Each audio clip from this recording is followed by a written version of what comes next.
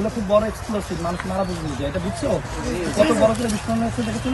Sir আপনাদের চাপিয়ে রাখতে হবে। রেড কন্ডিশনে আমাদেরকে এটাকে সাস্টেইনেবল আবার 12 ভোল্ট 0 ভোল্টে চলে আসবে। ককটেল এবং এক্সপ্লোজিভটা আমরা রিকভারি করেছিলেন, ওইটা আমরা এখন ধ্বংস করব। আপনি এই পাশে আসেন।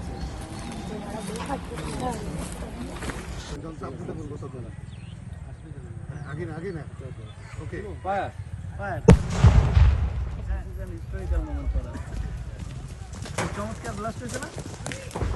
চমৎকার একটা ফায়ারিং হয়েছে। অবশ্যই আমরা তাহলে যে বিস্ফোরণের আলামতগুলো জব্দ করেছিলাম সেটা সঠিক ছিল। এই যে কামরুজ্জামান ভাইয়ের মামলায় এবং আমার মামলায় আমরা বেশ কিছু আলামত বিস্ফোরক জব্দ করেছিলাম, যেটা আমাদের আরমান স্যারের নেতৃত্বে, র্যাব 6 আরমান স্যার ডিএডি স্যারের নেতৃত্বে আমরা এটাকে সফলভাবে বিস্ফোরণ করলাম।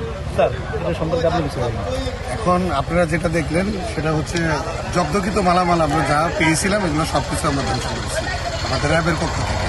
স্পেশালি এসআই অলক এবং এসআই কামরুজ্জামান, আমাদের র্যাবের পক্ষ থেকে ওনাদেরকে স্পেশালি ধন্যবাদ আমাদেরকে অনেক সাপোর্ট দেওয়ার জন্য। আর ইনশাল্লাহ আমরা এই রিপোর্টটা যত দ্রুত সম্ভব ওনাদেরকে দিব, যাতে আপনার সঠিক জাস্টিসটা আপনার জাজ করতে পারে এবং আসামি যদি অপরাধী হয়ে থাকে সেটাকে তারা পানিশমেন্ট পাবে।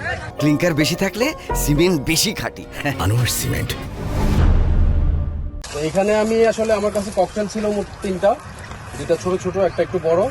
আর এই সারের ছিল হচ্ছে 1 কেজি 900 গ্রাম পরিমাণ পাউডার এক্সপ্লোজিভ বিস্ফোরক। তো আমরা এটা আনুমানিক 1 ফিট গর্ত করে ওখানে আমরা ওটাকে লেআউট করে, আমাদের যে প্রসিডিউর আছে এই প্রসিডিউর মধ্যে আমরা লেআউট করে এটা জাস্ট আমরা মাটি দিয়ে মানে একটু চাপা দিয়ে ফেলছিলাম।